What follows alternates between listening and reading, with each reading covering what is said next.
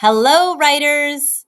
For this writing tutorial, we are going to focus on the common phrase, show, don't tell, and we will address the most common issue most beginning creative writers face. I am sure this is not the first time that you have heard this. Teachers, especially creative writing teachers, are always asking you to show me, do not just tell me. We want you to think of showing, don't telling as a way of painting a picture with words. We want you to use imagery, provide those adjectives and adverbs that will help paint that picture. We want you to really give out detailed actions, detailed thoughts, detailed dialogue, and we want you to start engaging with your readers' senses. What can you see? What can you smell? What can you taste? What should, as a reader, should we taste? What should we smell? What should we feel? What should we hear?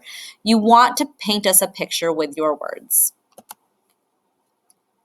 If you look at this example here, one of the easiest things you can do is look at how you can show a character's actions, a character's dialogue, a character's thoughts, and more sensory details. So instead of simply saying Amina was angry, you start looking at certain actions that would demonstrate anger, or dialogue that would show me that somebody's angry, or thoughts or monologues or descriptive and sensory details. Again, you're not just saying someone is angry or telling someone is angry. You want to show us, paint that picture. Here are two examples that would be sentences you should avoid, which are telling sentences. It was an unusual cat. It was a crazy looking, weird cat. Unusual, crazy looking, weird are all relative terms, meaning what I think is unusual or what I think is crazy or weird might be different than what the person sitting next to me would be considering unusual, crazy looking, or weird. You want to make sure that you paint the picture. And if you look at the showing sentence, with yellow eyes glowing red, long black fur that stood on end, a mouth full of sharp pointed teeth that emitted a yowl like a tiger, I knew that the small animal before me was no ordinary cat. You are coming across the same message of it's unusual and it's weird, but you're showing us exactly in our minds what we should be picturing. More examples: the pizza was yummy, or it was so good that I loved it. Okay, first off, never use the word good. It's just a terrible word. And yummy again. My definition of yummy might be different from somebody else's definition of yummy. You want to give us the experience of what it was like enjoying this pepperoni and mushroom pizza.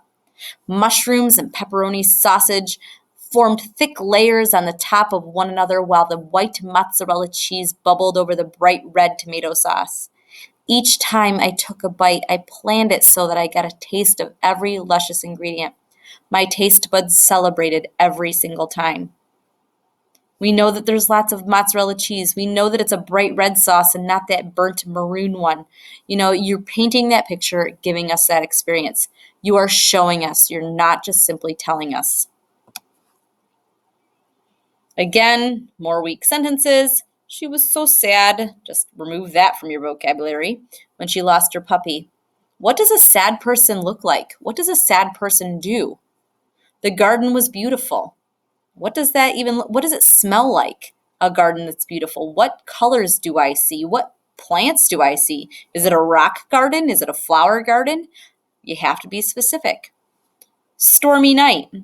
A stormy night to me is lightning and thunder, but I bet if I lived in Kansas or somewhere in the tornado belt area, a stormy night might mean something very different, so you want to paint us that picture. Cake was delicious. We just had the pepperoni pizza example, and it was an exciting day. There are days, especially on Fridays, and it's exciting for me to just go home, put on my PJs, and sit in Netflix. You know what I mean? Exciting to people is very different. You want to show us, paint us the picture, show, don't tell. More examples.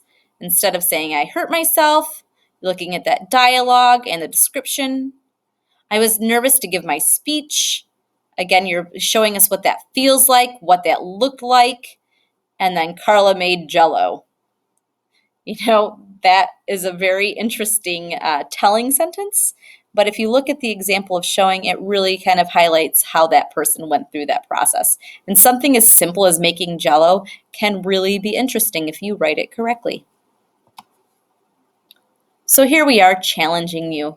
Read through your own writing piece, identify your weak telling lines, and revise your work. Show your readers. Paint us a picture that will last in our memories long after we've finished reading. Happy writing, everyone, and good luck.